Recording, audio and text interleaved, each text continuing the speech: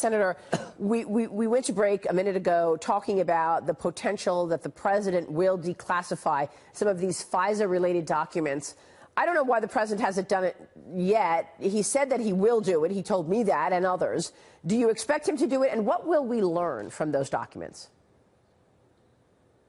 Well, I think you'll learn that the FBI was on notice that Christopher Steele was not a reliable informant when it came to Trump, that he was being paid for by the Democratic Party, that his work product had not been vetted, and that he was out to get Trump, and they used the dossier anyway.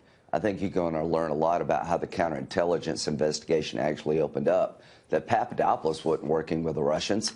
They put it in his head that the Russians stole Clinton emails. All this will be coming sooner rather than later, and I'm glad the president waited to after Mueller was done so nobody can accuse him of interfering with the Mueller investigation, because it's now over. We had George Papadopoulos on this program last weekend, and it sure sounded to me like there were informants thrown his way, even getting him a job from the International Center for Law Practice. They reached out to him on LinkedIn. They gave him a job, and then when he left in March of 2016, he said, "I'm leaving. I'm going to go work for the Trump campaign." They said, wait. Before you leave, we want to send you to Rome. We want to have this whole big paid vacation for you to go to Rome so that you could meet all these important people. They sent him to Rome so that he could meet this Joseph Mifsud, who just dropped that bomb on him, who said Russia has Hillary Clinton emails. So is that part of their strategy? This was an incredible strategy that they had. It wasn't just the dossier. It was informants. It was a media leak strategy. And it was anything that the media can take to take down the president. Well, I think, right. I think here's the big point. Did they catch Papadopoulos working with the Russians, or did they start the narrative, put it in Papadopoulos' mind?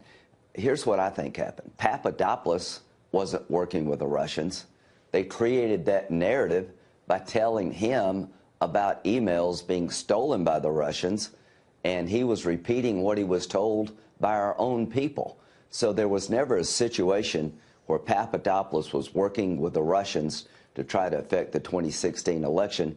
This was all a setup, I think, and we'll know more. We'll know more here soon. Was it also a setup to set up Donald Trump Jr.? I mean, what is this subpoena of Donald Trump Jr. coming out of your colleagues and the Senate Intel Committee? As I understand it, this subpoena relates to what Michael Cohen said about some meetings and about the Trump Tower in Russia. All I can say is that Richard Burr is a very good friend. He's trying hard to be bipartisan. But anything based on what Michael Cohen said is worthless testimony. Michael Cohen is a worthless witness. And if I were Donald Trump Jr.'s lawyer, I would tell him, you don't need to go back into this environment anymore. You've been there for hours and hours and hours, and nothing being alleged here changes the outcome of the Mueller investigation. I would call it a day. But look at how they're treating William Barr right now. They're trying to rip Bill Barr. Contempt of Congress. Tell me about that. Why is it so hard to actually look at what took place by a cabal of people at the top of the FBI and the DOJ in 2016, a major election, a presidential election? They tried to change the election. Why wouldn't the Democrats understand and see this for what it is and actually be honest to say this will not take place in our democracy? And yet, instead, we've got the Democrats ripping Bill Barr, who they said was an honest broker at the beginning.